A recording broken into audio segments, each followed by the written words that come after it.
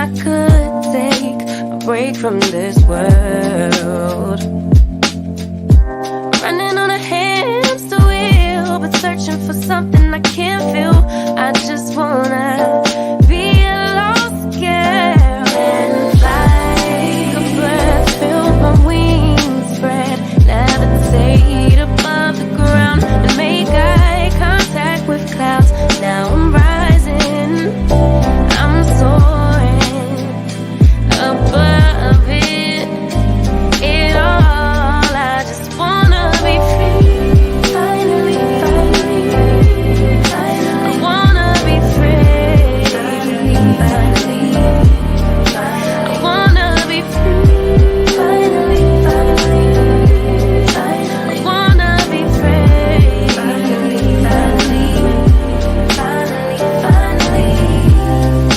I always stay dreaming, never imagined I lose my spark.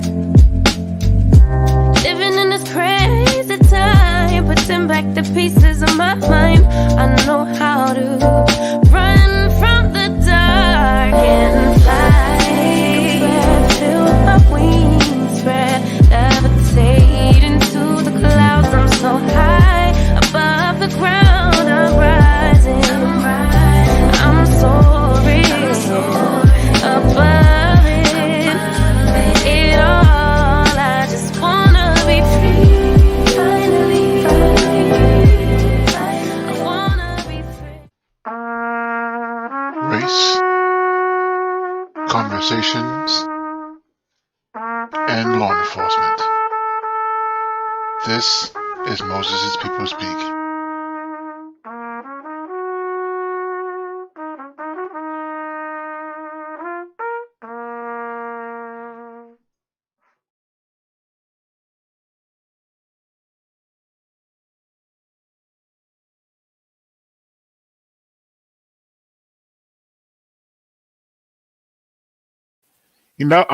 I gotta get this. It's 2021, and I'm still have to remind myself to unmute my own microphone. Again, my name is Terry Watson. I am the host of Moses People Speak. Welcome to another episode. I am so happy to have our guest here today, and I know we're gonna have a great conversation.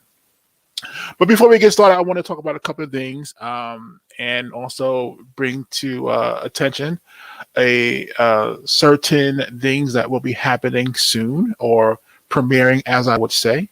The first thing I want to talk about is the killing of Kenneth Chamberlain. Now, this movie actually is in theaters. I think it's still in theaters right now. The reason why I'm bringing it up today again is because it will be on HBO Max November 19th. So if you have HBO Max like I do, you can definitely check it out.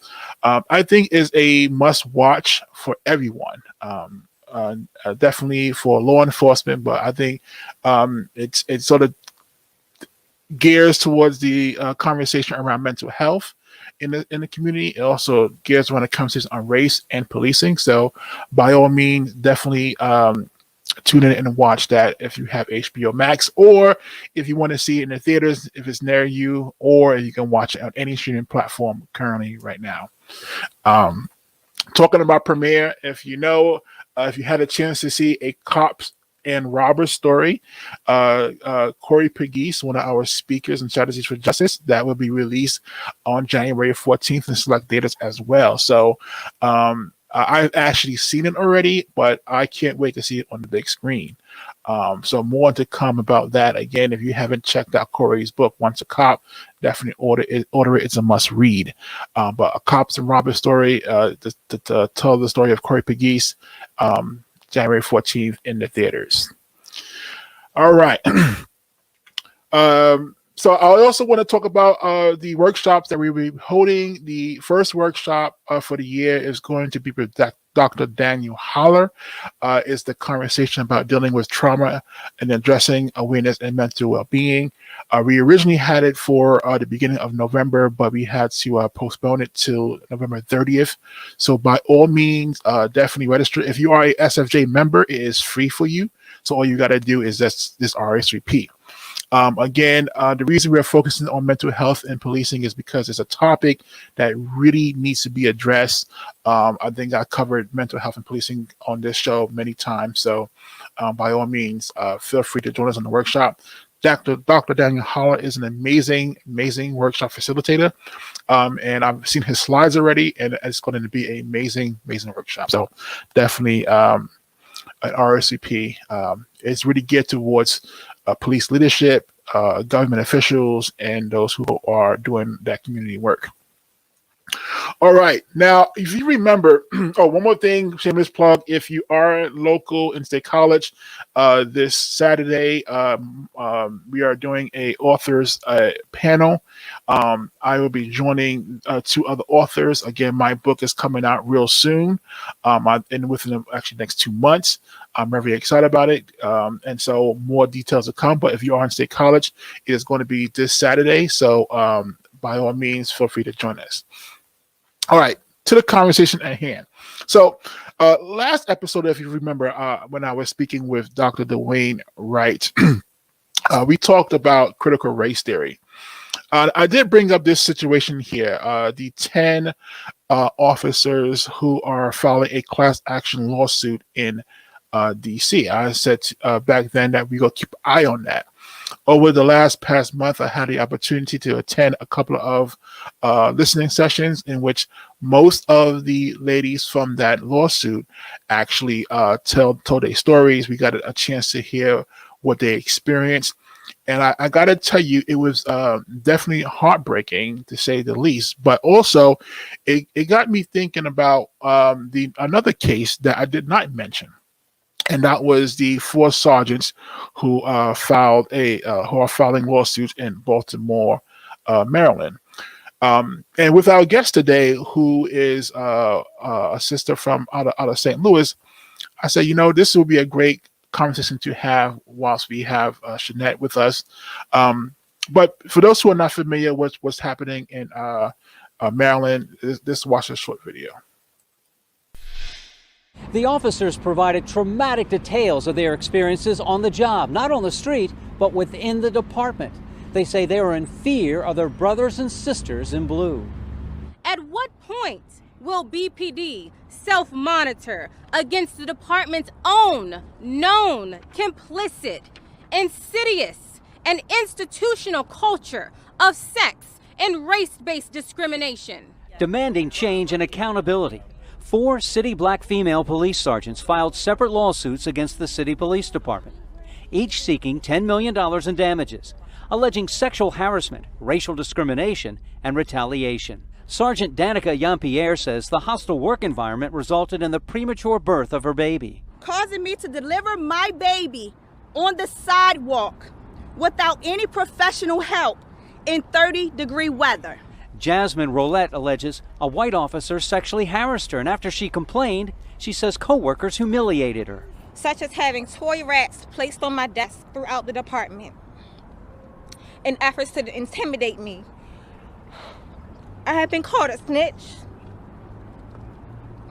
after these investigations have been leaked through the department. Sergeant Will-I Grant reported a co-worker for using the N-word against a police applicant. The police commissioner then told me that I was imagining all of the bad things that would happen to me if I reported misconduct.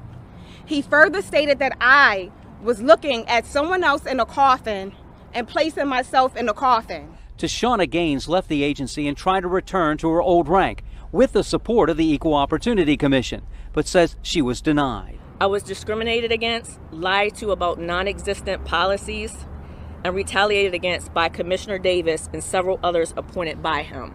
We ask, when will the culture of corruption in the Baltimore Police Department finally end?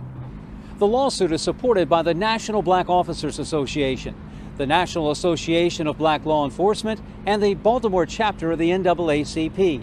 The Baltimore City Police Department has no comment on the litigation, but they have filed motions to dismiss all the cases.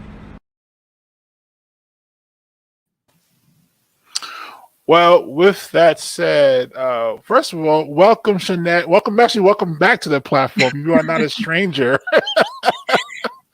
What's up, Terry? How are you? Thank you for having me back. Yes, indeed. Let me switch my view here. Hold on. There you go. All right. So, Shanette, I got to say, I think you had a chance to listen to some of those ladies as well, from the area of Baltimore as well as the DC area. And so I decided to show that video because I'm not sure if people are aware of what's going on. But one thing that we sort of pointed out in our discussions too is some of the things we are seeing that are happening to Black women in law enforcement. So before we dive into that, I want to give you a chance to introduce yourself. Talk a little about ESOP, what ESOP does in the community. And so I'll give you the floor. Thanks. Thank you. Thanks again. So as you stated before, my name is Shanette Hall, and I'm from the St. Louis area here. I am an active duty police officer, but more importantly, like I like to think about it as much as I can, is I'm the second vice president of an association called the Ethical Society of Police. The Ethical Society of Police is extremely near and dear to me. It's meant so much to me, not only throughout my career, but just spiritually and growing in what it is to not only me, like I said, but to my people as well. But before we even get too far into that, right? I know some people are probably saying, well, what is the Ethical Society? And so the Ethical Society of Police is an association that was founded by African-American officers in St. Louis City Police Department, and they formalized in 1972.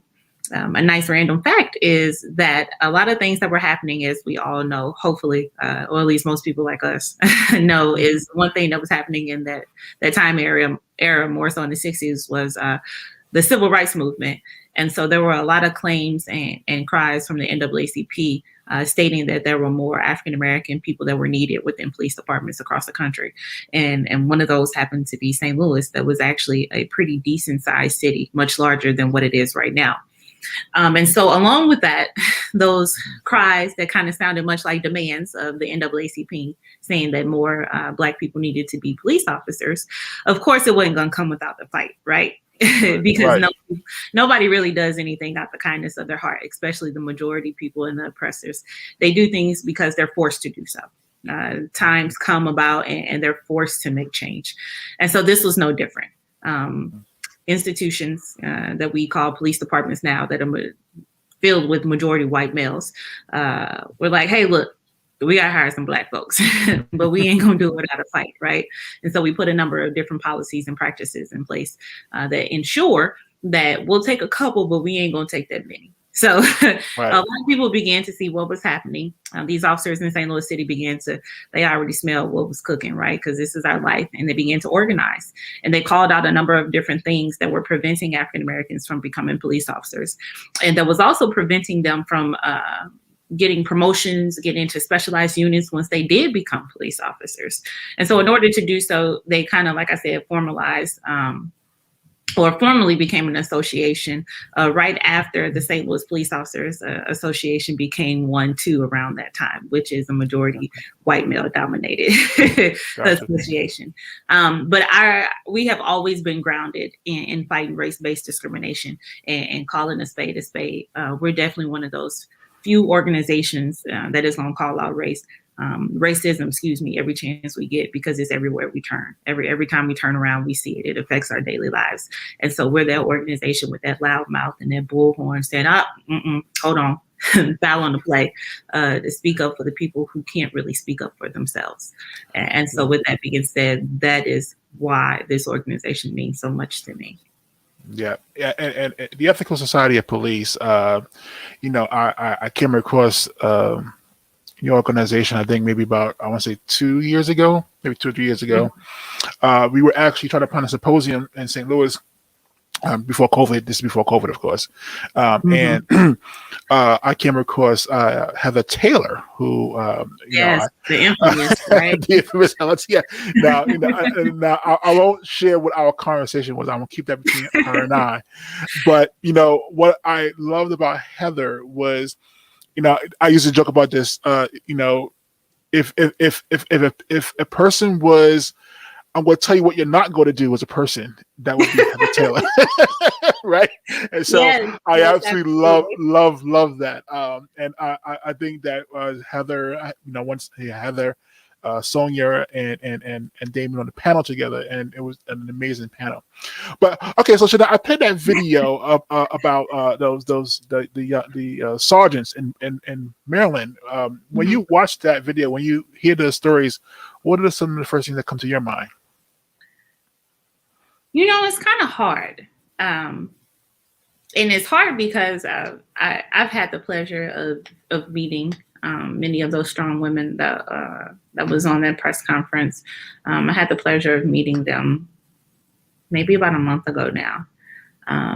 And to hear their pain and their suffering through the phone will probably be one of the things I would never forget in my life. And correction, not even through the phone, but via Zoom, right? So to see it on their face, that was hard. So I can only imagine how hard it is to live it. And so to see it resurface again, to see their face and to see that pain and to see them telling their truth and attempting to tell the world what we all know to be true in police departments across the country, to tell the world and to put that out there and be extremely vulnerable and to know that there are going to be a lot of people who are going to come back to you and say, you're lying. You're not telling the truth. You're not a real police officer. I mean, the list goes on. To know that they had the strength, the ability, the tenacity to do such a thing. My heart is just, I couldn't tell you, to be honest with you. I'm trying to put it into words and I hear myself almost even stuttering through my words, and I'm not one to be at loss for words sometimes, but they definitely, right. They definitely made me sit down and just soak in what they were saying.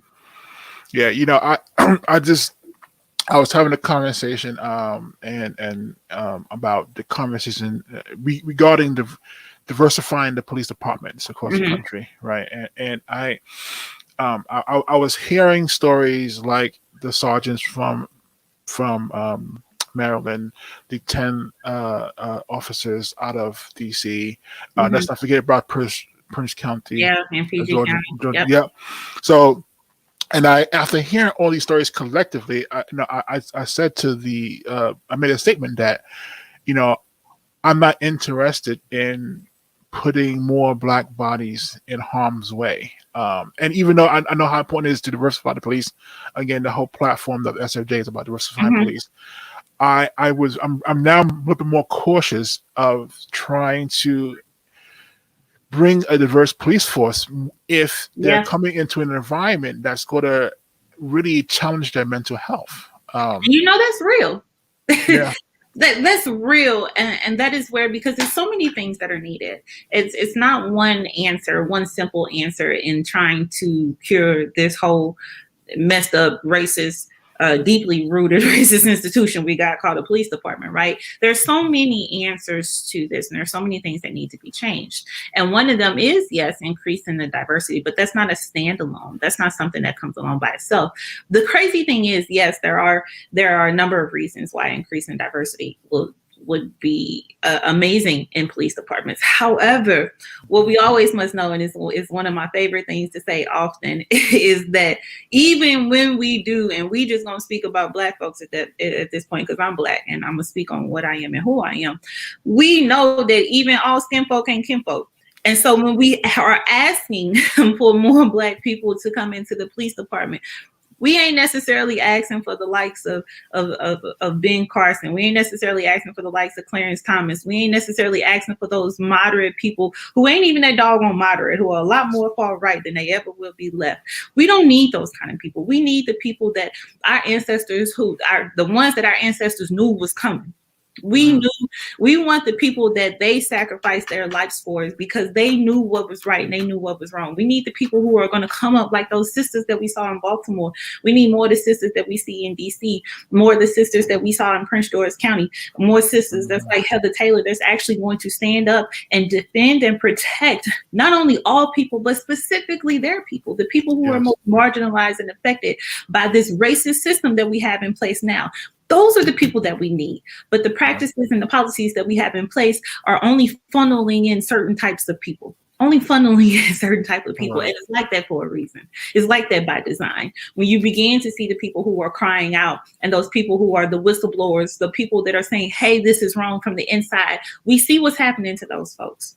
We see what's happening to Walai. We see what's happening to Danica. Danica. We see what's happening to all of these people. And so other people get afraid. And they say, well, hold on, I don't want to lose my livelihood like that. And while it's understandable, it ain't acceptable. And you really bring up a good point. I want to backtrack a little bit because you said something that got me thinking. So, for those who don't know, you describe, and I'll say this because I think it's in your words, so I'm going to do the best I can, that the best man to ever live that you ever known, it was your father. Absolutely. Right? And so your father, who had a long career in law enforcement, I think you described him as a equity referee. I think that's the term you use to describe your father.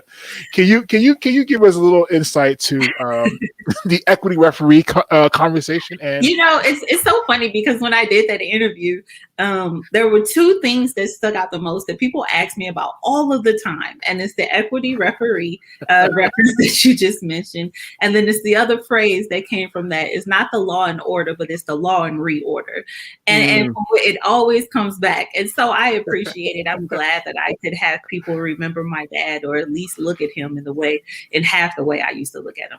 So my father was absolutely my best friend. I come from a family of law enforcement. My dad was in a life of service before he even got to law enforcement. He was in the United States Air Force. And then after that, he came home and was in the police. Came back to St. Louis and went into the police department and retired out of there. Now, my dad also worked in the place, retired from the place that I lived in. and I went to school in, and all my friends were there as well, too.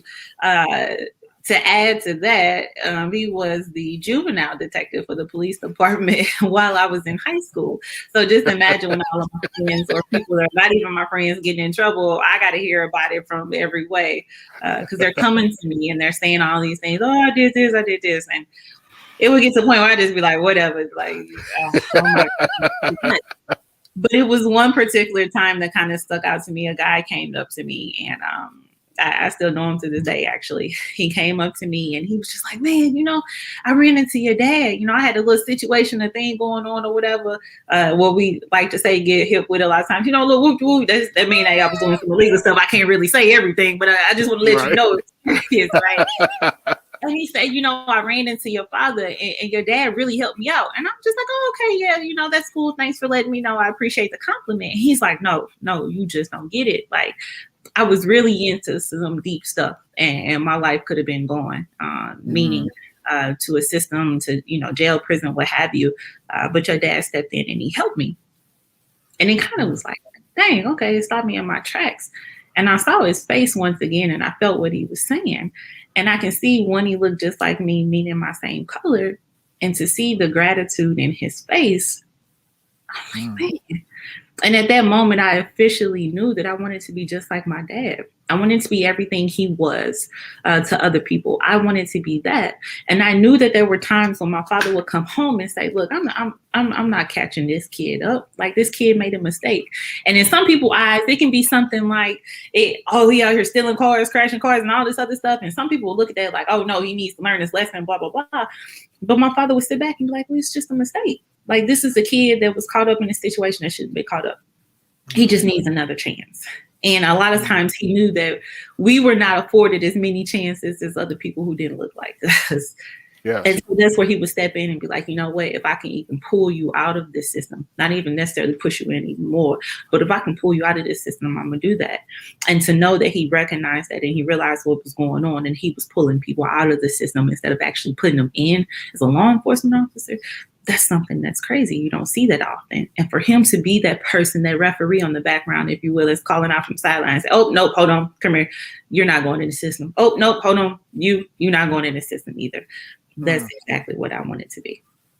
Wow, that's a legacy to leave behind. I as you know, I talk a lot about my great grandfather and great uncle. Mm-hmm. And one of the things that my great uncle mentioned in one of his interviews was that when he interacted with black citizens, they would say to him, it's the first time that they felt what policing should be. Mhm. Right, and that's just in interacting with people. This the soft people skills in that case, and Yes. again, to me, that's a huge legacy to leave behind. So after you became after following in your father's footsteps, Shanette, is there? I mean, what do you think stops people or stops especially black people from being that equity referee?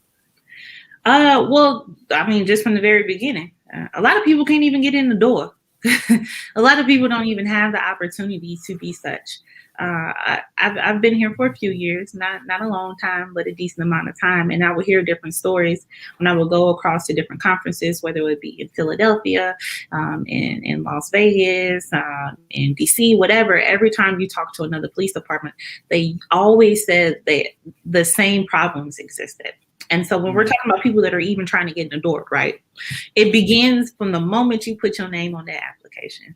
The questions that are on the application, they don't even realize that there are disqualifiers in that application. And so by the time it makes it to the police department after you're filling it out, they're already breezing over it and looking at certain indicators that they put there for a reason and say, oh, no, I don't want this person. I don't want this person. I don't want this person. And while it may not be such things that are so obvious to when you're answering your race, the race question, are you African American, are you white, so have you, whatever, it's not like people are looking at the application and saying, oh, wait, hold on, this person said they're black, we're going to throw this out. It doesn't really look like that. It'll look like things that'll say, how many times have you been denied credit? How many times have you been evicted? How many citations have you received? And if so, what were they for? How many points do you have on your license? How many times have you not been arrested, but had police contact? So that means you could have been detained, you could have been stopped, questioned, whatever. How many times has that happened to you? And what we know is sometimes overwhelmingly, depending upon the area, that this is happening disproportionately against black folks or minorities, period, than they are happening to white people. Right. That's what we know. It'll look like things like, well, what is your education level? Who has the highest level of education collectively, if you will, right? It looks like things like those that have adverse impacts against black folks. And those are the things that are just kind of funneling those out of it, right? You'll see other questions like, do you have any type of gang affiliation? What you mean affiliation? I ain't been to too many cities, but I know there's some cities around here that you better have some type of gang affiliation when you was walking from school to your house, just so you can stay safe. Right. Does that mean you're a bad person? Absolutely not. But it's looked at as being a bad person. And so that's where it starts. That's absolutely where it starts. And then as it continues on, you'll see it more and more. I like to see somebody actually do a study. Somebody brought to my attention one time the rate in which a black person is able to retire from law enforcement compared to the rate at which a white person is able to retire. We don't make it through this. Because it's stressful. It's hard. You got to face so many acts of discrimination everywhere you go. You have to face this system where many of us want to come in and we think to ourselves, I can change it. I can change it from the inside out. And some people are successful at it and some aren't. But it plays on your mental the entire time. Well, you know, and again, you bring up some really good points, Shanette. You know, I'm thinking about everything that surrounds policing and the hiring and the retention piece. And I know that ESOP does quite a bit with trying to, again, bring that increased diversity in the police departments. And as we just talked about, one of the biggest problems is, okay, so you get them there, right? But then there's a climate that doesn't keep them there. So, can you sort of explain in a way what do police departments need to do to increase their cultural competencies in this regards? Man, how much time we got? From A to Z, there's so many different things. Once again, like I said, we won't harp too much on even changing what looks like in that application. Let's go to the next phase.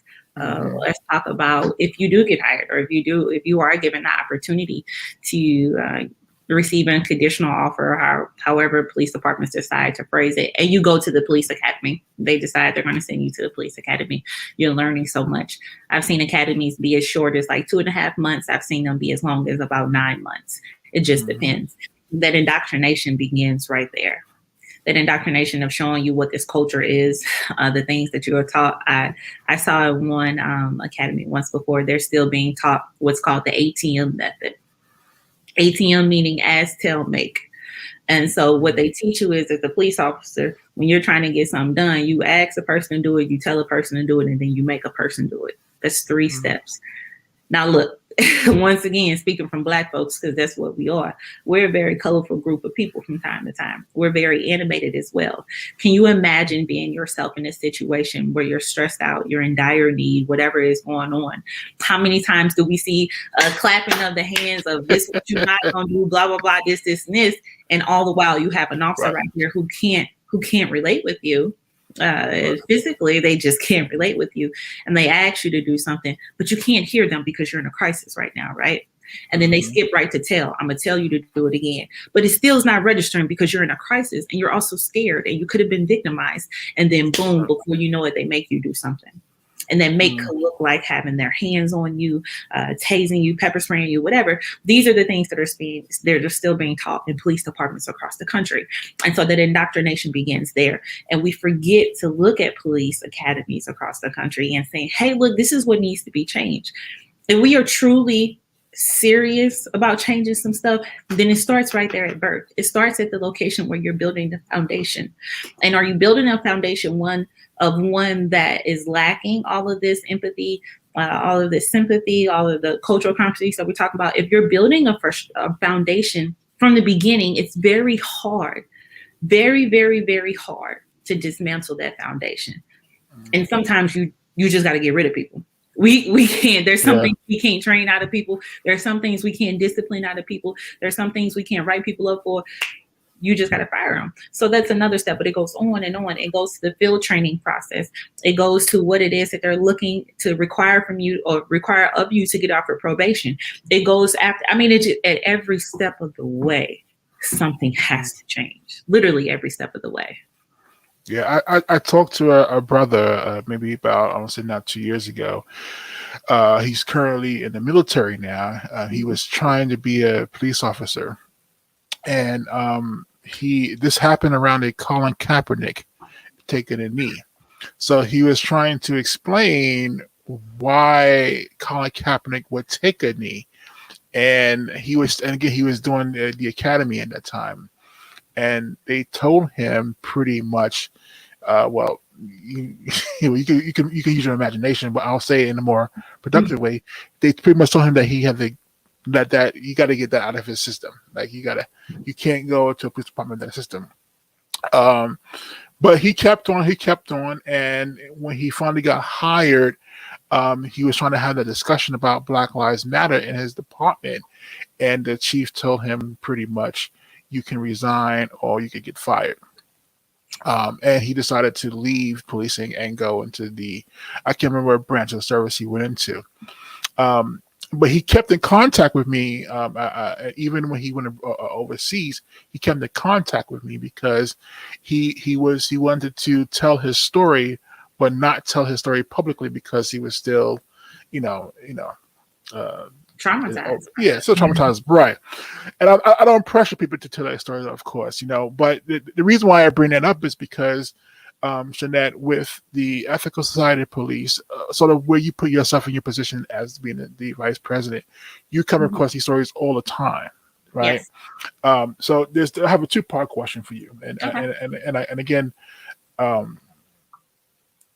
very straightforward. One is how do you deal with those stories as they come to you, for one? And part 2 is, how does that affect you as a person? Because I know you're very outspoken. Mm-hmm. You do tell it as it is, and I think the culture that Aesop fosters really does. I guess not to allow, but it definitely encourages that for sure.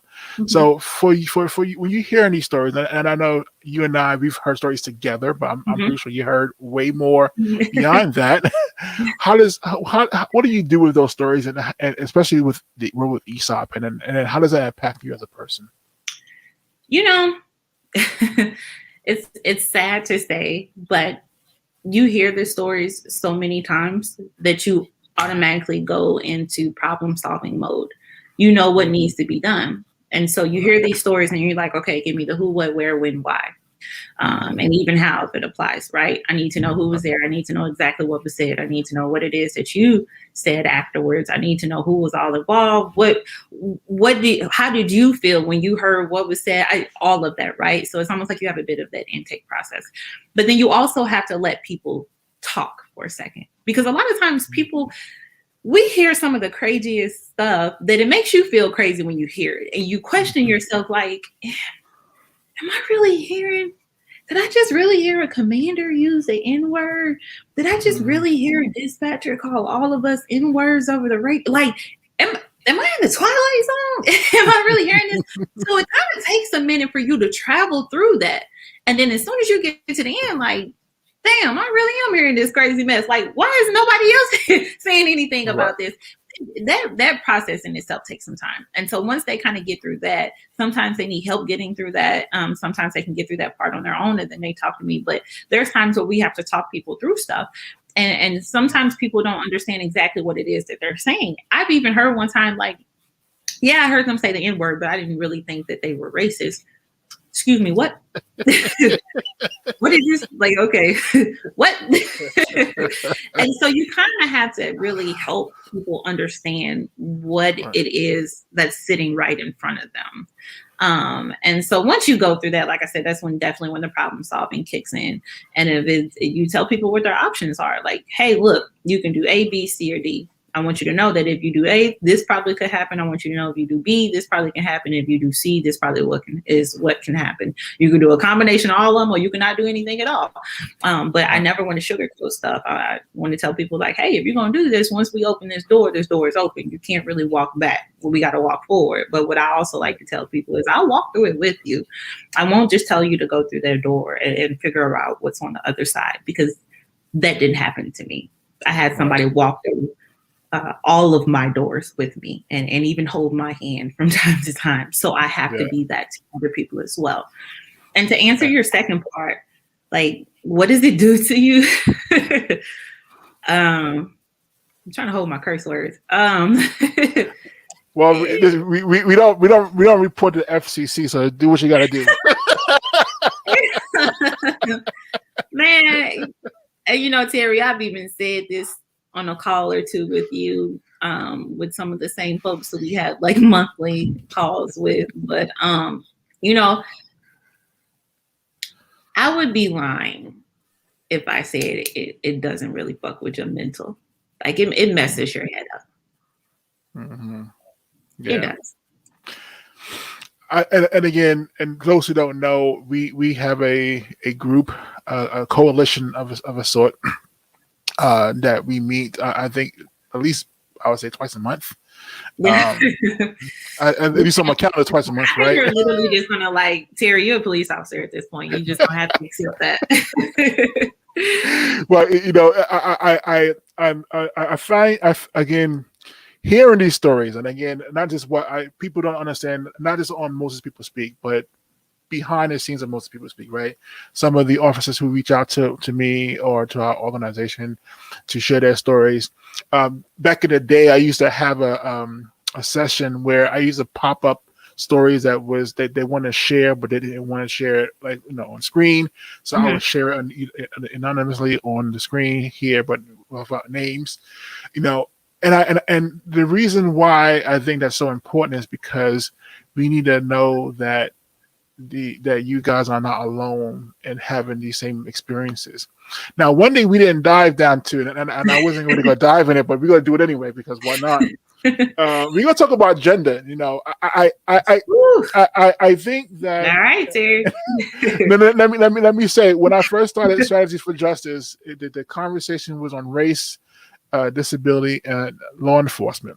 And then I start to hear stories like Monica Blake and Carrier Horn, and I'm like, these stories are egregious. Like, what is going on? You know? And so I went back to the SOJ members. I says, we have to add gender to this conversation.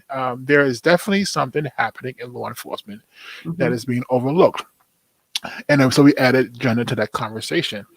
And then, I think about, we had Sonia Zollicoffer on when she was going through her thing with Maryland. We've had private conversations with some of the folks from Maryland and DC. And one story that stuck out to me, and again, those who are not familiar with it, I can't remember which one. I believe it was the ladies out of DC. Yes, it was definitely out of DC. One of them said that while she was in a patrol car with her male partner, he decided to relieve himself right next to her in a bottle, sort of like whip it out and pee in a bottle. And that wasn't the first time I've heard a story like that. Even with one of our speakers, Nakia Jones, who talked about being the first African woman, but definitely the first woman on her department, and having to change in a male's locker room. So, in diving down the conversation around gender, what are some of the things you think needs to be discussed, Shanette? Exactly what you said. My first time I knew it within my profession, I would say the first time I was having a really real conversation with another male who was a police officer, Black, but a male. I learned a lot by paying attention to how people identify themselves. And so if you come up to me and you say, who is Shanette Hall? The first thing I'm going to say is Shanette is a Black woman, identifying with my Blackness first, right? And my femininity second. And I remember having a conversation with another Black man, and I said, well, how do you identify yourself? And he said, I'm a man of God. And I say, well, there's absolutely nothing wrong with that. And it's admirable in a number of different spaces. What I do realize is we're not identifying ourselves the same. And so when I am faced with the turmoils of in life, with everything life has to give, my Blackness is what defines how I react first. And this man's gender is how he defined, or how it is the blueprint that he had for how it is he would react to the situation. And we have to think about those things. And so not speaking in justifications, but explanations, if you will. The only time I found myself in a situation where I was just completely upset, just in a space out and about, I won't define what the space was, but I was being berated and belittled by a white male, to the point where I literally felt my hands shaking, because there was a point where I was just like, all right, fuck it, I'm ready to lose whatever it is. We can take this uniform off. We can do whatever it is that we have to do. I felt so ashamed. I felt so disrespected. I felt alone. I felt by myself. And there was a number of other Black men that was around me, and nobody spoke up for me. Nobody. And I held that for a very long time. And so why it doesn't have like a physical aspect to it, like, oh, I was getting beat up or assaulted or whatever, and they didn't know, that hurt just as much, if not even more. I was left by myself, and you could visibly see how shaken I was, how upset I was, and everything. And I came back, I don't know if it was like a month later or however many months later. And I said it, and I said, you left me by myself. Like, you left this Black woman by herself. Here I am fighting this battle as a woman. And you're not there to help me. This person has so many other things over me. If we're looking at the stereotypical roles of gender, you're a man. If we were looking at levels in our profession, if you will, they were higher than me. If we're looking at experience, they had more than I had. It was so much more, right, on a piece of paper that would make this person appear to be bigger than what it was that we just saw in front of us. And they left me by myself. And I said, you know what? There's going to be some times where I'm fighting this battle by myself, and my Blackness ain't even going to matter to some of these people. And I really began to see what that skin folk looked like and how it wasn't the same as the kin folk. That's hard. That's really heartbreaking. As you know, one of the things that we've been talking about a lot is the cases that we're seeing right now, the lawsuits that's out there. It's Black women stepping up, right? They're, again, like I said, if I'm going to tell you what we're not going to do with a picture, this is what we would see, right? And one of the I guess the hard things to accept as a Black man is that you can have a sister in a situation like this. And again, I'm not in policing, but I work with Black women, right? And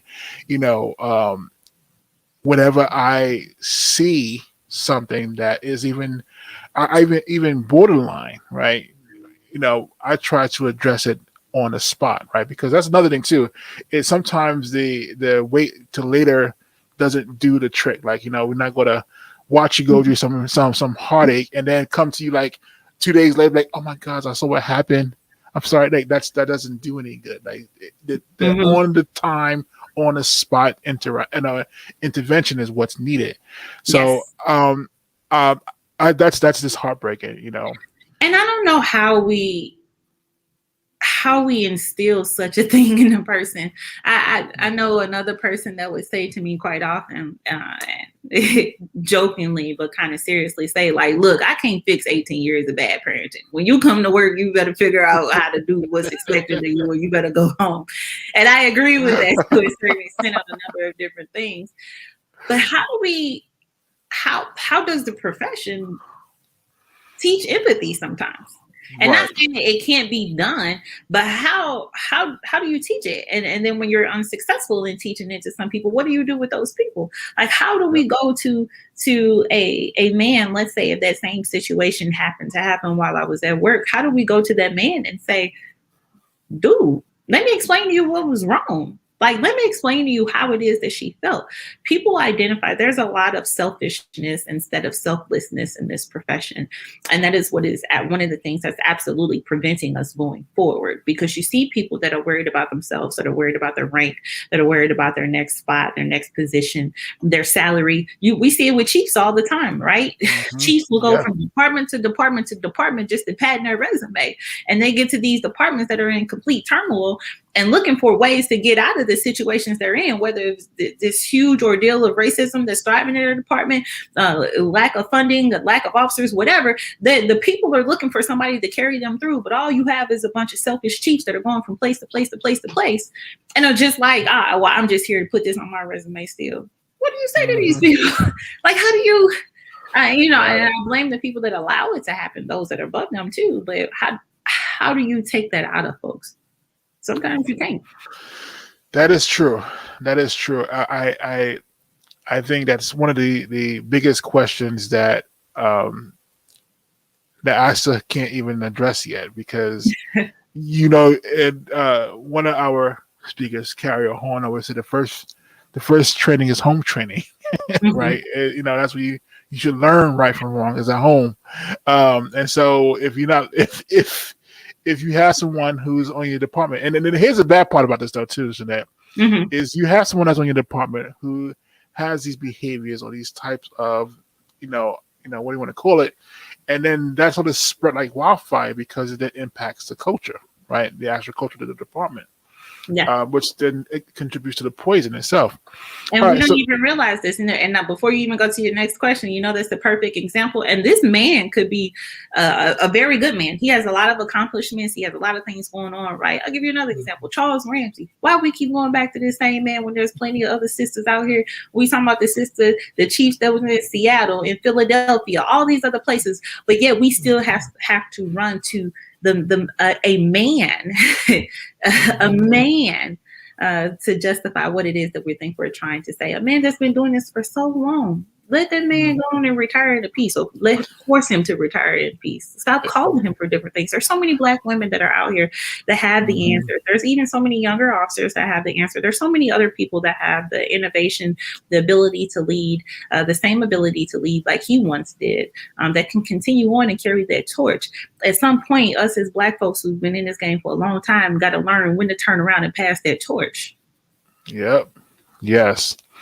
Well, talk about passing the torch. I have a question for you here, and actually, it's funny because I don't know if you know this, is that before we have these conversations, we have a group of folks who propose questions ahead of time, and I try to get as many of those questions as possibly can during this conversation. But one of them is, so, as we are looking at policing, what do you want policing to look like in the 21st century? Like as we're trying to look for the future, what do you want that to look like? Everything it don't look like now. I'm one of them people that say we need to rewrite the Constitution. So that ain't a good question for me. Everything it doesn't look like now. But if you want some tangibles, if you want some specifics to kind of go out there and kind of begin painting this house, if you will, yes. It definitely needs to look like the application process or the onboarding process that allows people to actually come on board. That needs to be completely changed. It needs to be one that is a little bit more statewide than what it is right now, right? Before we get into specifics, let's talk about the granddaddy situation of policing itself. The DOJ, the country needs to get on board with mandating a lot of different things across the board, right? A lot of our different Department of Public Safeties, they vary state through state. And there's so many different things that you'll see that are mandates or requirements, from Missouri to Maryland to Texas, Lord forbid, Texas or Florida. Like, it's just so different, right? There needs to be somewhat of a standard across the board. And that's when the granddaddy of organizations, AKA the DOJ, needs to come in. Y'all need to do your job and y'all need to get this done. You can't leave it up to the states to decide what it is that they're going to do. Because when we're looking at places like Mississippi, and then Missouri, which is what we just jokingly say, but serious at the same time, we call us North Mississippi. You can't leave it up to these people to determine what it is that they're going to do, right? But once we get down into it, everything needs to change from the application process. The academies need to be longer, in my opinion. They need to be longer because there need to be certain aspects that are incorporated into those academies. Community service must be mandated in those academies. There shouldn't be as much of a focus on active shooter training, run, jumping, and shooting, as there needs to be on cultural competency. There's no component of history of policing in our police academies. We do not tell people where it is that we have derived from, and not even saying derived from, well, we still are, because there are remedies of examples of what once was that actually still is, if that sounds like a complete sentence, if you will. We need to, there's so much that needs to be changed from the beginning, because a lot of times people are not able to have the empathy that they need because they don't have the understanding.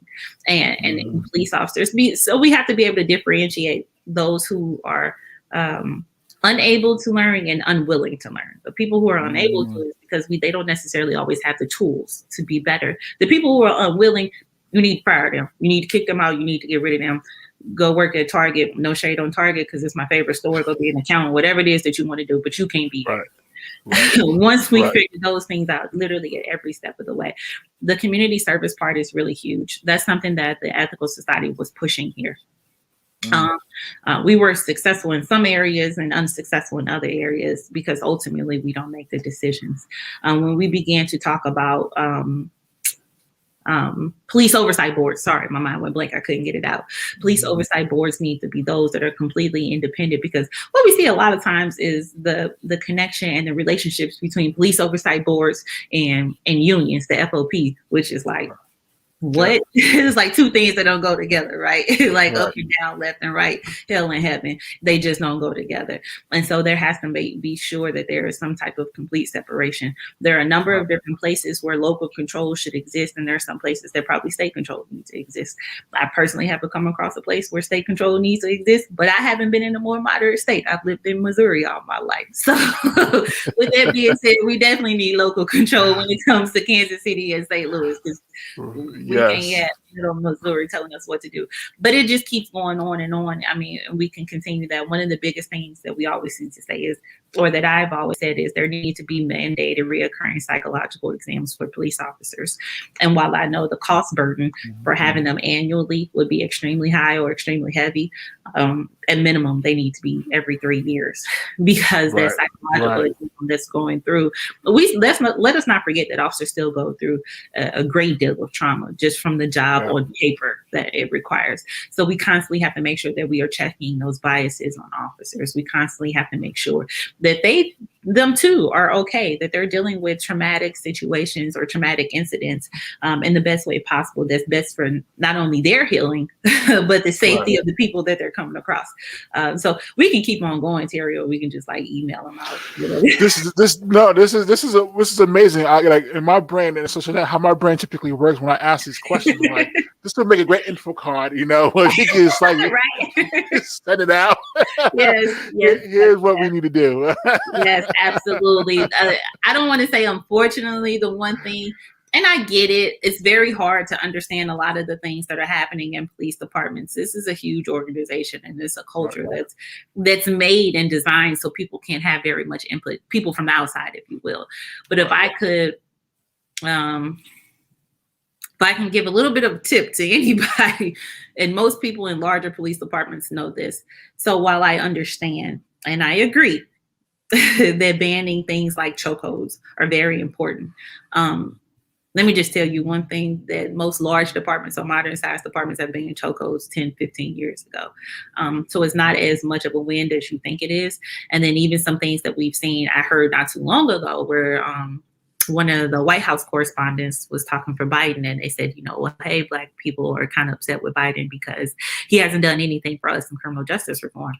And the correspondent said, well, we banned chokeholds. Well, hold on. I think you just banned chokeholds for federal employees. What about all the state level employees and the local employees? So if you're going to count that as a win, count it as a win. And if you count it right, that ain't a win, then, if that's the case. So stop counting it at all. That's not even a Band-Aid. Yeah. We are talking about like mandated countrywide reporting. If we are talking about how people are supposed to report uses of force and police misconduct, having a nationwide database where you can report these acts of misconduct to, making sure that we are actually decertifying police officers. So we can't have another Darren Wilson that we had here in St. Louis, where this fella can just go from one police department to the next and just murder another Black man in the police department 10 miles down the road. There has to be some legitimate structural changes that are put into place that we are actually going to feel the benefits from. And when I say benefits, I mean Black and brown people, to be honest with you. Yes.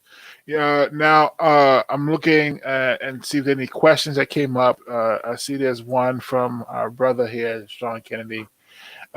He wants to ask the question: what would your advice be to the 4 Black female sergeants who filed separate lawsuits against the Baltimore PD? Man, find some support in somebody outside of Baltimore, outside of Baltimore Police Department. Preferably somebody that's been through a similar situation to yours. You're going to need that support. It's going to be some days where you wake up crying. It's going to be some days where you're crying on the way to work. It's going to be some days where you like, fuck all these people in this raggedy ass job. I don't need this anymore. You're absolutely going to have to find that. Make sure you design your support system to be beneficial to you. And that support system includes friends, but it also includes professional help. You're going to need it. Like, don't be ashamed. I didn't tell a whole lot of people I was going to therapy. And in fact, I think I probably told one person I was going at the time, and that was my best friend. And I was going for some months before I told anybody, and I was sneaking and doing it. You're going to need that. You're going to need that. And the second part of that is, man, put your seatbelt on. It's going to be a fight. It's going to be a long fight at that. You just going to have to wait it out, because they're going to fight tooth and nail to say everything it is that you're saying. You're lying. You're wrong. You're not seeing this. You don't know what racism is. You don't know what a hostile work environment is. And that's because they don't want to be embarrassed and they don't want to lose money. You got to know that. So you got to be in the long run. Yeah, the livelihood piece of it, you know, when you think of when, you know, and I'll say this right now. So we are working on a workshop because that's one of the things we're working on the workshop, and we are trying to call it like the whistleblowers guide to being a whistleblower, right? Because we, as you know, once you do decide to either be a whistleblower or speak out, whatever it may be, there's a level of retaliation that can follow, usually does follow, and then obviously livelihoods impacted, and as well as mental health. So we want to put together a guide on how, pretty much what I said, how to be a whistleblower. And I was talking to Ken Williams, who's a well-known whistleblower, and he's one of the advice that he gave was make sure you have your legal and all that stuff lined up before you decide to even whistleblow, like, because there's so much red tape afterwards. He also mentioned that he's a huge fan of besides having private assurance for police officers. So like if you were a doctor and you had malpractice, after a while your assurance would be too high to cover you. And the same thing with law enforcement. Like if you like on your 30th abuse case, your insurance may not cover you to be an officer anymore. Right.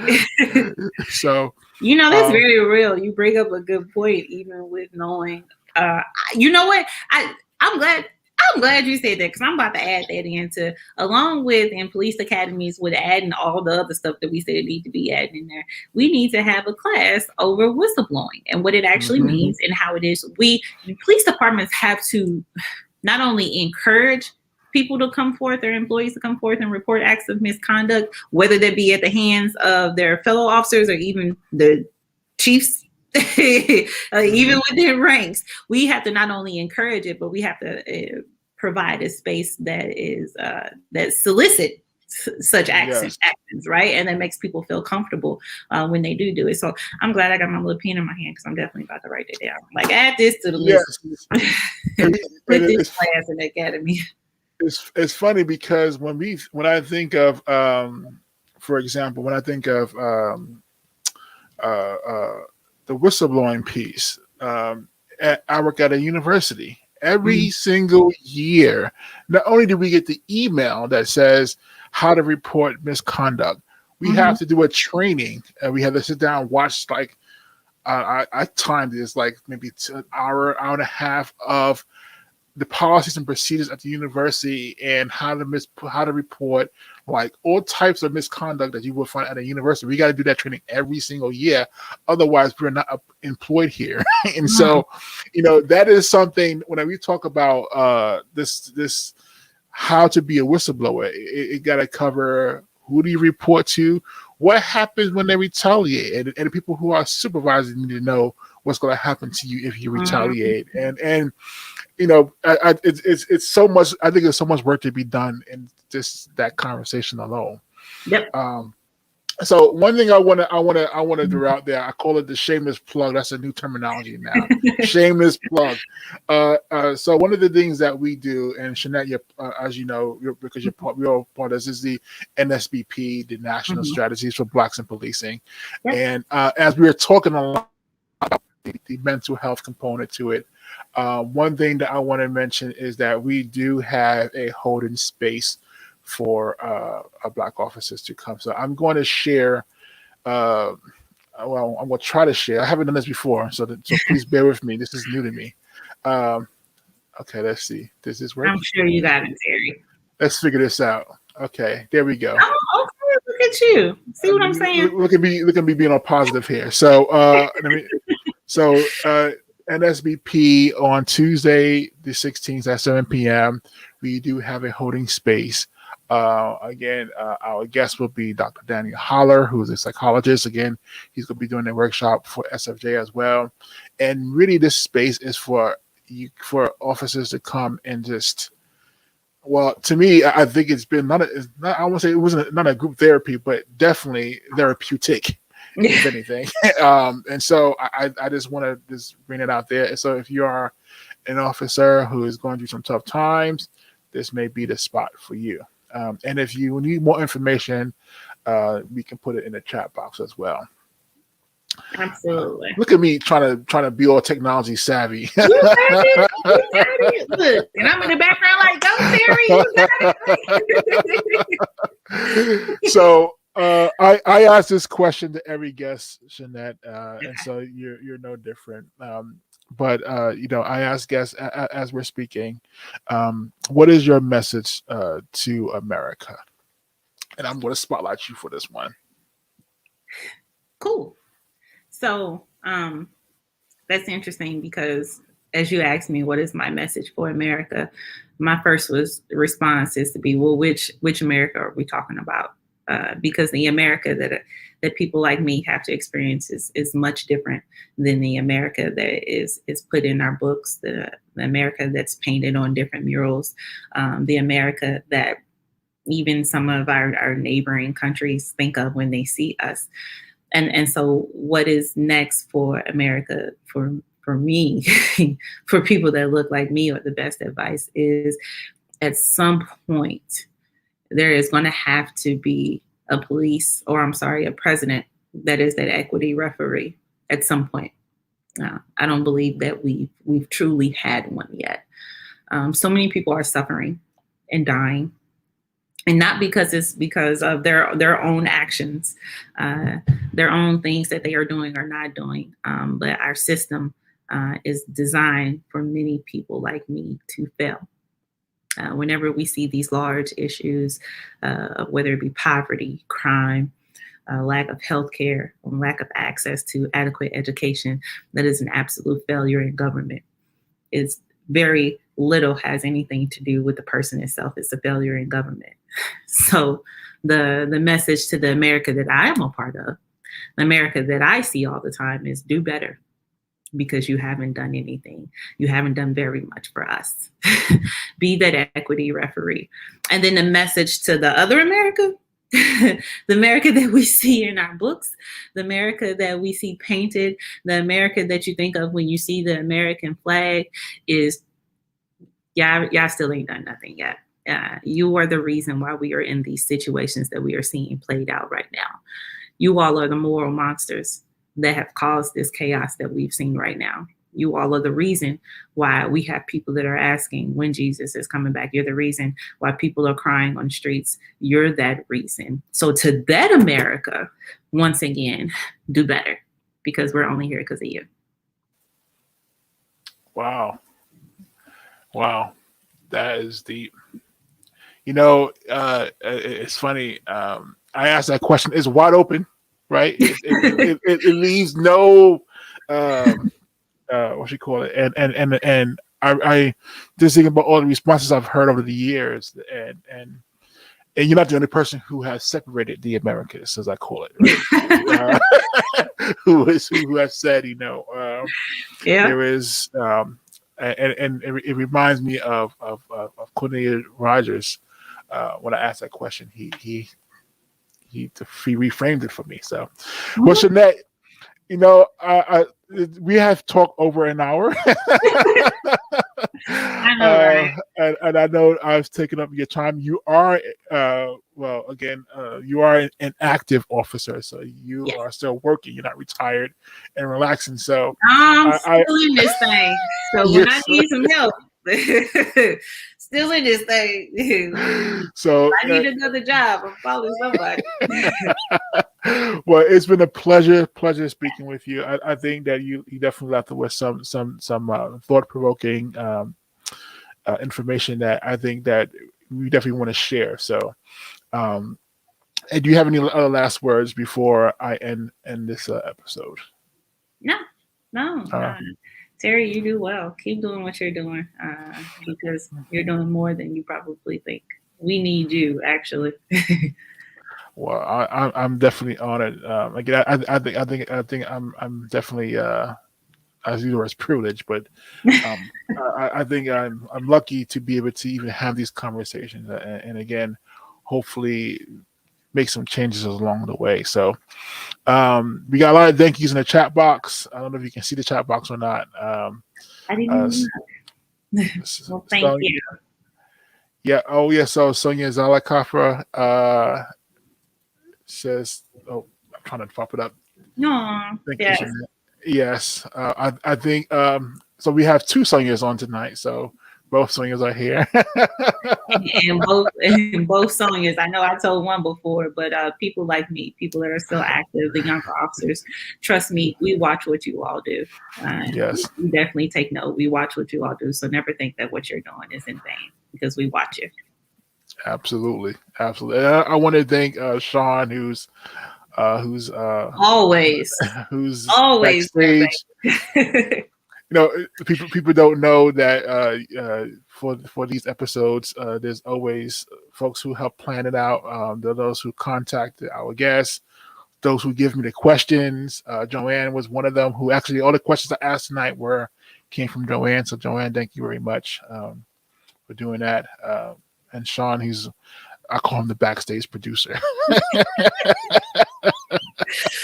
All right, well, Jeanette, stay on with us a little bit longer, and then I'm going to get ahead and end the episode. So everyone, thank you for tuning in, and everyone have a wonderful, wonderful night.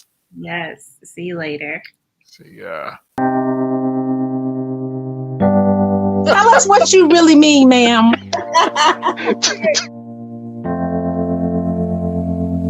Law enforcement officers should be role models, period. If you can't be a mentor, you shouldn't have that uniform. I could take a break from this world. All my blinders are taken off. I can see what you guys are talking about. Y'all don't see what we're talking about yet. Policing is the law enforcement arm of systemic racism.